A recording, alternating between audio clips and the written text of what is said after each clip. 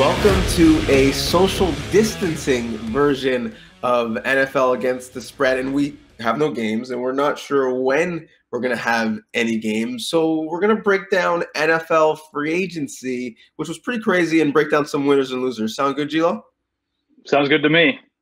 Okay, I prefaced it. It was crazy because you don't often have a couple Hall of Fame QBs up for grabs, or now a couple first round pick QBs, first overall pick QBs. So maybe let's start with your winner. Who was your biggest winner in free agency?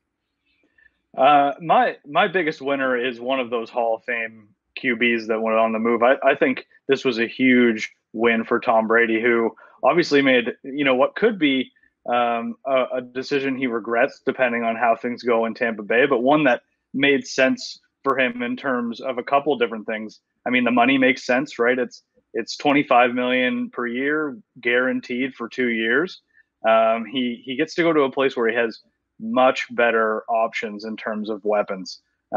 He's got a great wide receiver duo in Chris Godwin and Mike Evans. He's got a great tight end duo, and he's got a great coach, a QB whisperer in Bruce Arians, who I'm just really excited to see what they get going there. So I think Tom Brady is a huge winner here. I mean, history would say that a legend leaving a team isn't always the best idea, but when it comes to what Brady set out to achieve in his first real shot at being a free agent, I think he hit it out of the park. And I think once they get going here, that's going to be a fun team to watch, whether it works out or not. Really, there's going to be drama. He's in a really good division now, and it's going to be fun to watch. Yeah, a lot of people remember Brady at his best when the Patriots were running through the regular season undefeated. And look at that team and look at this team. Two athletic tight ends. Well, we got two really good tight ends. A big receiver that can go over the top and make catches. Well, Evans actually is bigger than Randy Moss is. So I actually love the fit. And I really actually love what Tampa did as a whole. They've re-signed Ndamukong Suh. They're bringing back Jason Pierre-Paul. They franchised Shaq Barrett. So their defensive line, which was really good last year, and that defense as a whole was pretty good, is intact. So I think they've had a sneaky good offseason. And really, the business of the Buccaneers is a real winner in terms of ticket sales. They're at the bottom of the league.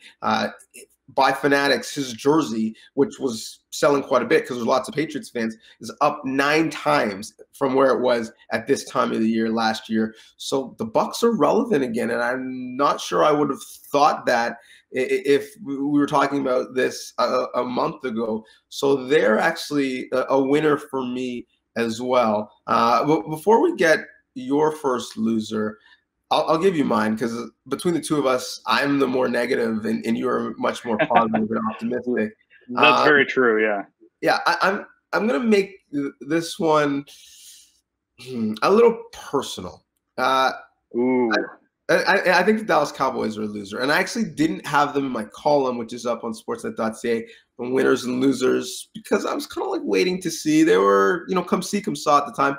Now I think they're big losers. They're stalwart on the offensive line, someone who played more snaps for them than anyone on the offensive line. Travis Frederick retires at the age of 29. He was a Pro Bowler last year. That's a huge loss, especially in a year where you don't know if you're going to have OTAs. What's training camp going to look like? The guy that makes all of your line calls, all of your blitz adjustments, gone. So that's one. They're still kind of negotiating with Dak Prescott and franchised him, giving him the exclusive franchise tag, which is expensive. But now he's kind of got the leverage in the sense where he knows that's the least of what he's going to make, and so he could potentially hold out if there's anything to hold out from. So that situation is a mess. They paid the running back. This was last offseason, but if we learn anything this offseason, paying your running back is not a good idea. Oh, and they gave the receiver $100 million, all while they lost 4 starters on defense. So I'm struggling to see how a team that was 8-8 is better this year.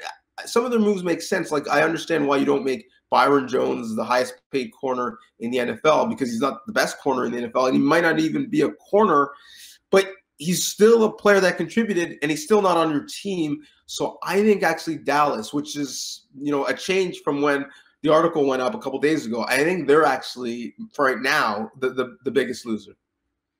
Yeah, and I think the longer that this contract negotiation goes on with Dak Prescott, the worse it's going to get, because they're just going to have to pay him more and more, right? His price is only going to go up. And then once they do that, that's inevitable. I think they're going to sign him. Then they have so much money in 3 offensive players.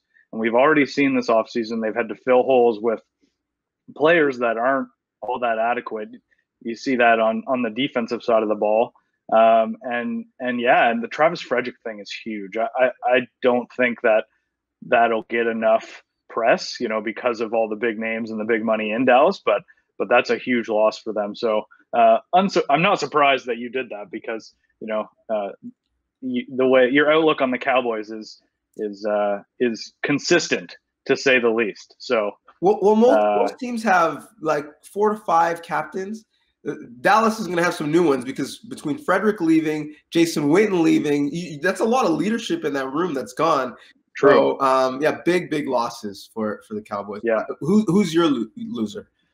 I'm going to stick with the theme that I started with right off the top, and I'm going to say right now, because this is a total, could eat my words, hot takes exposed moment right here. But I'm going to say the Patriots are losers right now, and it's not only because we have no idea who their starting quarterback is going to be right now. And I mean, it's a weird strategy, because we've always talked about who's going to replace Tom Brady when he leaves the Patriots. And it seems the answer right now is nobody.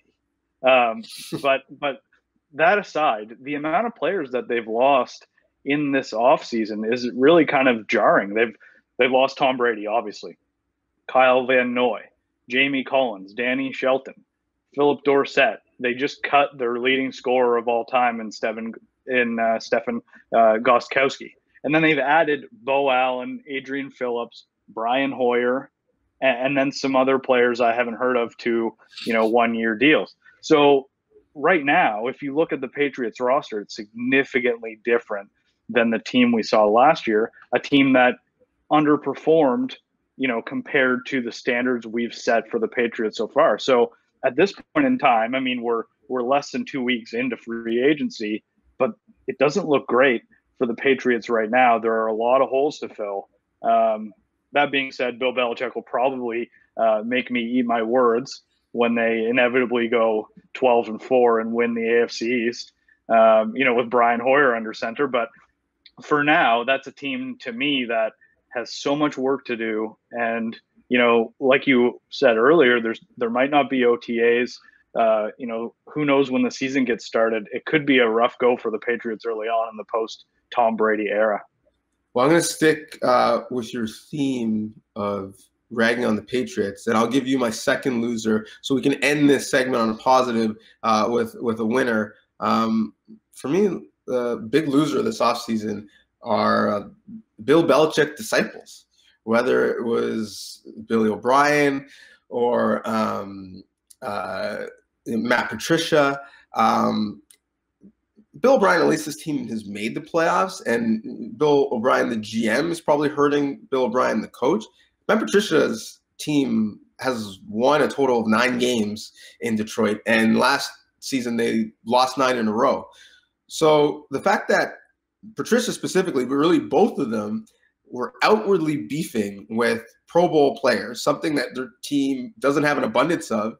And now neither of those players are on those rosters, but they're talking openly about how disrespectful both coaches were.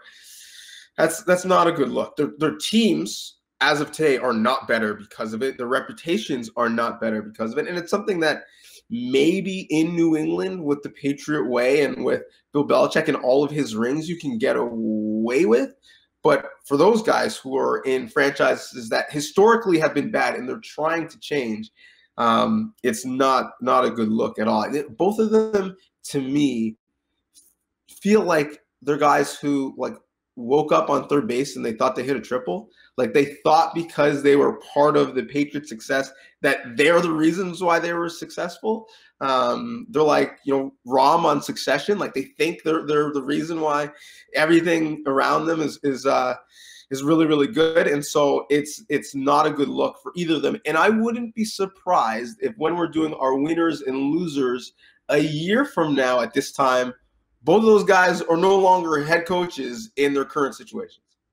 Yeah, the Bill O'Brien one is really difficult for the Texans because he is in control. Like Bill Belichick, he controls every part of personnel when it comes to the Texans. And I wouldn't even call him a loser because he's made his bed. Like the reason the Texans are where they are is because he's made all these decisions and knowingly made them. I think when it comes to the Texans, Deshaun Watson is a big loser for me because he just lost DeAndre Hopkins. I have had NFL Network on a lot during these social distancing times, and I caught a bit of the Texans Bills game the other day, and Hopkins bailed Watson out so many times during that game, and it just got me thinking, like, what now? What are they going to do when things break down? Watson, climbs out of the pocket, and he's got nobody to throw it to. Like, it's not going to be Randall Cobb. And the other guys that they have on the roster just haven't been good enough. And when it comes to the Lions, not only did things go bad with Darius Slay, but they made some really questionable contract decisions in terms of handing out money to players like Jamie Collins and Halapuli Vaitai. Who played for the Bills or for the Eagles, and was just an average tackle, and they gave him $10 million a year. So I agree with those entirely. And I want to add Watson as a loser in my column because he's just, he's a great player that will probably make more of his situation than he should, but it's going to be tough. Well, the other loser is the anchors on TV, the ones that are still on TV right now, who had to recite the Drake lyrics after Watson was subliminally tweeting them about his terrible situation. And I think a mini winner has to be the Arizona Cardinals.